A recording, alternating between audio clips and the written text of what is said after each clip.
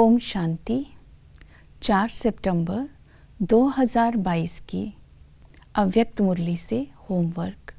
आज की अव्यक्त मुरली है उड़ती कला का अनुभव करने के लिए 2 बातों का बैलेंस, ज्ञान युक्त भावना और स्नेह युक्त योग। इसके लिए आज हम सारा दिन उड़ती कला का अनुभव करेंगे। इस लक्ष्य को स्मृति में रखेंगे।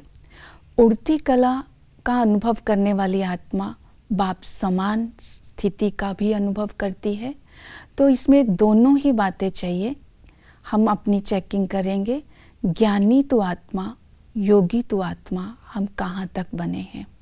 ज्ञानी तो योगी तो बनने का लक्ष्य रखेंगे।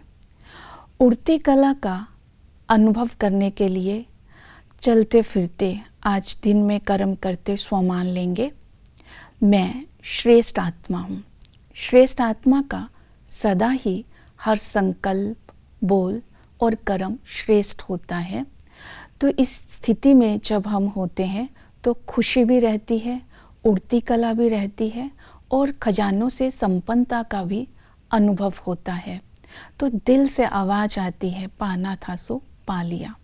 और जब हम योग करेंगे तब हम स्वमान लेंगे शाम को, मैं संपूर्ण फरिश्ता हूँ।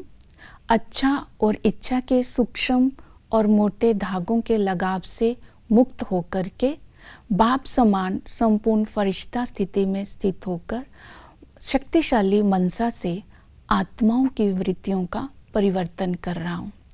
तो उड़ती कला का अनुभव करने के लिए बाबा के साथ अटूट स्नेह चाहिए। जब बाबा के साथ अटूट स्नेह होगा तो सर्व समस्याओं को सेकंड में हल करके उड़ता पंछी बनाए उड़ती कला का अनुभव कर सकते हैं। तो ऐसी आत्मा बनने के लिए ज्ञान स्वरूप आत्मा बनना है। भावना के साथ साथ जब हम ज्ञान स्वरूप आत्मा बनते हैं तो डबल नॉलेजफुल आत्मा होगे, ज्ञानी तो योगी तो आत्मा होगे। तो ज्ञान स्वरूप आत्मा की विशेषता है आत्मा का ज्ञान, परमात्मा का ज्ञान, ड्रामा का ज्ञान, प्रकृति का ज्ञान होगा, कहाँ जा रहे हैं, क्या अटेंशन देना है। तो ऐसी आत्मा नॉलेजफुल होती है। जब अपनी स्थिति का ज्ञान, अपनी आत्मा का ज्ञान और वायुमंडल का ज्ञान होगा, बुद्धि में स्पष्ट होगा, तो ड्रामा के हर सीन में हम अचल और अडोल रहेंगे। ऐसी आत्मा समय, स्थान, स्थिति का ज्ञान बुद्धि में स्पष्ट रखती है।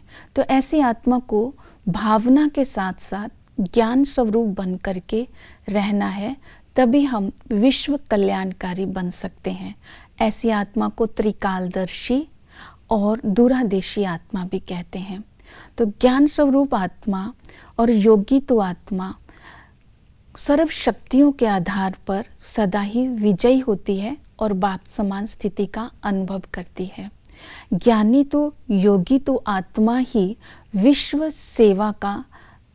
सेवा के निमित्त बनती है, क्योंकि शक्तिशाली मनसा के द्वारा श्रेष्ठ वृत्ति के द्वारा और अपनी श्रेष्ठ स्थिति के द्वारा आत्माओं में परिवर्तन लाती है। बेहद सेवा का आधार ही है शक्तिशाली मनसा, शुभ भावना, शुभ कामना। इसलिए हमें ज्ञानी तो योगी तो आत्मा बनना है। स्नेह युक्त योगी आत्मा बाबा बाबा कहते हुए भावना के आधार पर बाबा का सहयोग तो प्राप्त करती है, लेकिन सदा विजयी नहीं है।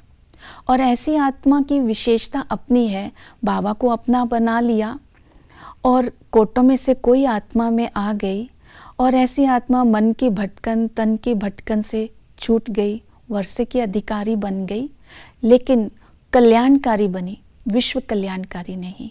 इसलिए ज्ञान और योग दोनों का बैलेंस होगा, तब हम विश्व का कल्याण कर सकते हैं। तो आज इन विशेषताओं को अपने अंदर धारण करते हुए उड़ती कला में रहते विश्व सेवाधारी बनेंगे। ओम शांति।